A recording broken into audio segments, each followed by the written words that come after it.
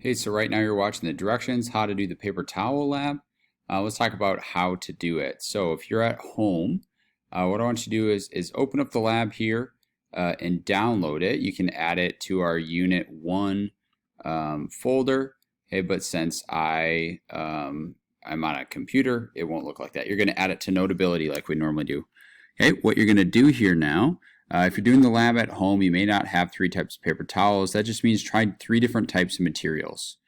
So it could be some cotton fabric, a t-shirt, a paper towel, an old hand towel, something like that, toilet paper, Kleenex, whatever it might be. You're just choosing 3 different ones.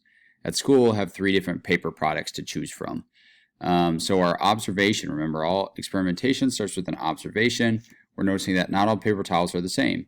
So you're going to answer what differences are between paper towels or between the 3 things that you've chosen that could make them better or worse. What would make them a good product?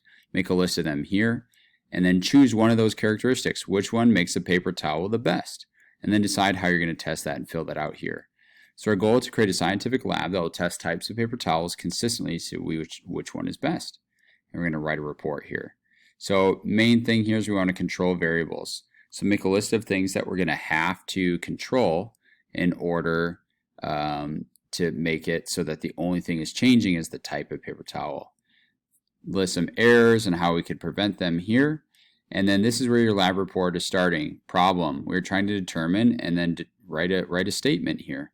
You finish the sentence. Hypothesis-based paper towel will be blank, or the best item that you're using.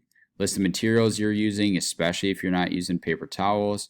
Write a procedure out, steps 1, 2, 3, 4, 5, 6, 7, 8, and so forth. Here's a data table for you. You're going to have 3 trials. So I'm going to test each towel or each type 3 times if I can. If you're at home and you only have 1 of something, then just do it once.